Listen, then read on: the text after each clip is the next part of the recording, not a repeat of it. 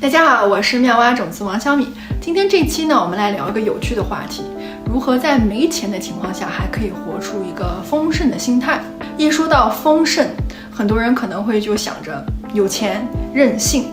但是丰盛其实和有钱是完全不同的概念资源拥有的多少和自己内心深处的丰盛的这个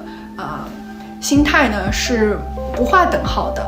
打个比方，比如说有一个人他有1个亿，已经很有钱了，但是他还觉得我要更多钱，需要赚更多个亿，然后他拥有的这个1个亿当中呢，他也是充满了恐惧还有焦虑，生怕这个资产有什么问题不保。换言之，另外一个人他可能有100块钱，但是今天他觉得这个100块钱我可以去买自己想吃的，去做自己想做的事情，挺好的，很满足很高兴。这种不缺圆满的状态才是真正的丰盛的状态。但我知道呢，去活到这样的状态，其实在当今社会是很难的，因为大环境嘛，就是生存压力很大，物价飞涨，然后全球的经济也不是很好很多时候我们都会被这个带节奏去进行一种很匮乏不安的一个心态。但是我想跟大家说的是，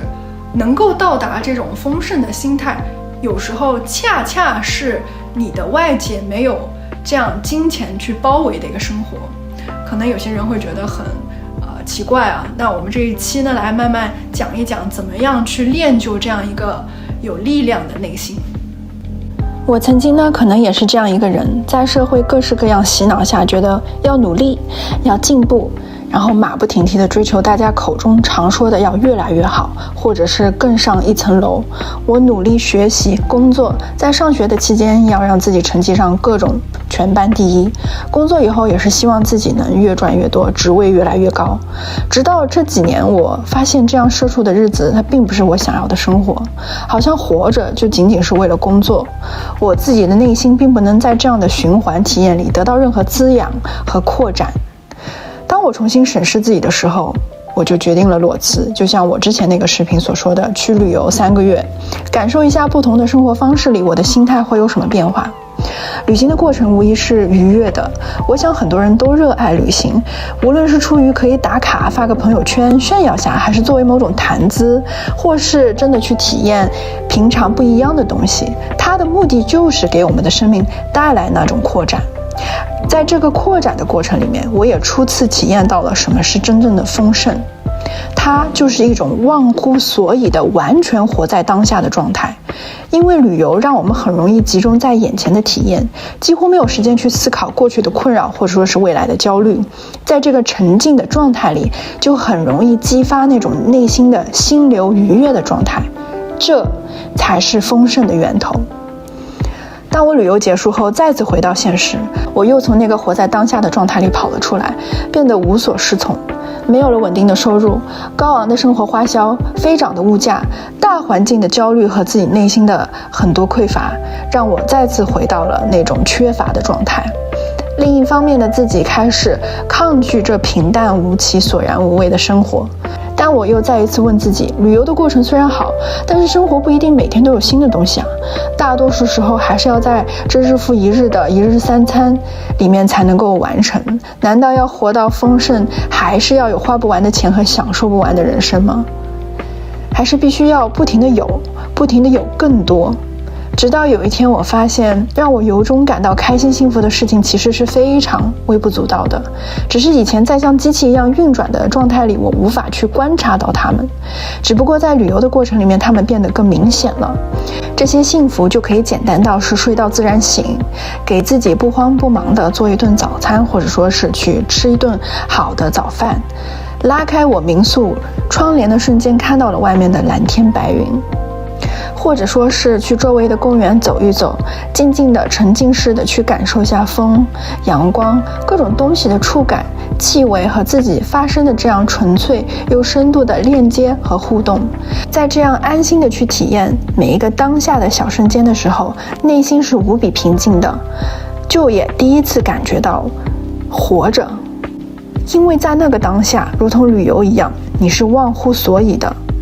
你可能只是想烧好这壶水，煎好这个蛋，或者说是像你现在这样好好的刷我的这个视频，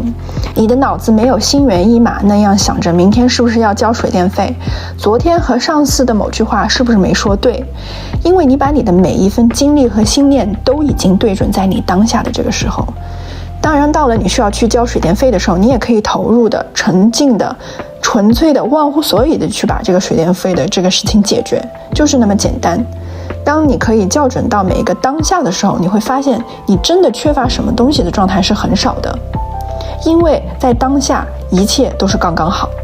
你有你所需要的所有资源去完成你想要的事情。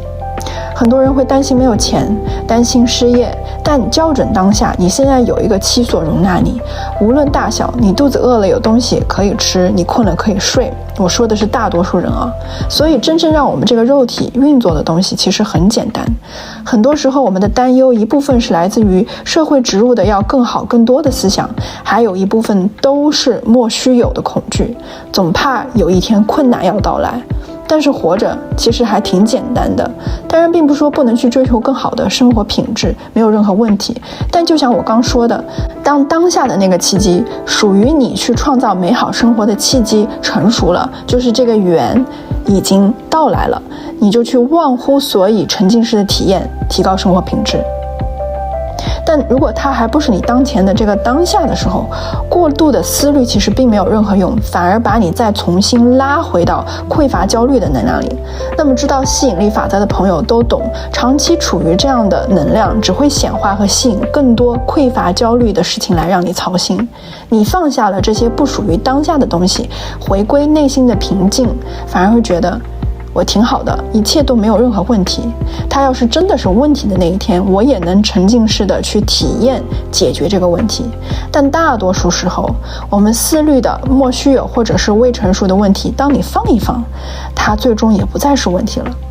同理，过去的无法改变的东西，无论给你造成了多大的困扰和不安，让你回到了匮乏的状态，当你校准当下，不再在他身上聚焦你的能量的时候，你曾经担忧的你和你上司说错的那句话，很快可能也就成为大家的过眼云烟了。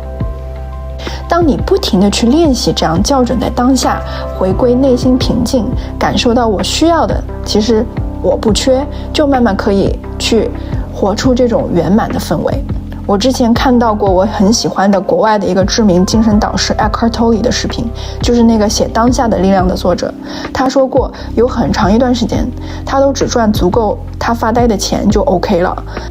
Eckhart 有很久都喜欢坐在公园的长椅上，看着前面流动的人和事，然后在这样静观的状态里，有一天达到了内部这个无比丰盛、平静、喜悦的状态，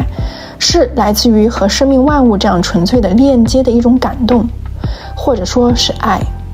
但是活在这个世界上要吃饭要生存，所以他说他那段时间尽力去赚足够可以让他这么发呆的钱，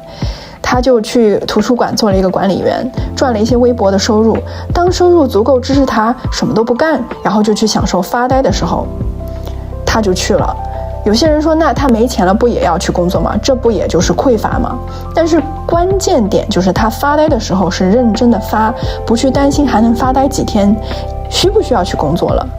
工作的时候也是认真工作，不去纠结我到底还要干几天才能去发呆，就是完全的去顺应生命和这种心流，到了什么心理状态我就去做什么样的事情。缺钱的这个匮乏变成了只是一个物理的匮乏，而非心态的匮乏，而最终这样内部丰盛的状态也迎来了他成为今天世界上最知名的灵性导师之一，显化出了这样外部的一种丰盛。因为金钱在他看来从来就不是目的，而是帮他达到某种目的的工具。这个目的对于他来说可能就是忘乎所以的去发呆。我说这个故事呢，不是鼓励大家都去发呆，而是想说，当你真的活出内部圆满丰盛的时候，可能恰恰是你并没有繁华奢靡的外部世界，而只是可以好好的去发呆，好好的去体验生命的魅力。好了，今天的视频分享呢就到这里了希望大家能够继续的去淬炼出这样一个超然的心态即使在人生的低谷还能够保持内心的平静，去继续爱着自己的生命和每一个当下的体验，感觉到 I'm enough，然后很多时候，往往你能够练就这样的心态的时候，你会发现是很难显化出那种家徒四壁、分崩离析的场面的。因为当你拥有这种丰盛的体验在你的内心的时候，很多时候宇宙是要追着你喂饭吃的。我们在 Eckhart 的这个例子里面也看出来了，就是他因为已经内心达到了这种丰盛的状态，所以自然的吸引到了这样极致的成功和丰盛的人生，所以大家完全不需要担心哦。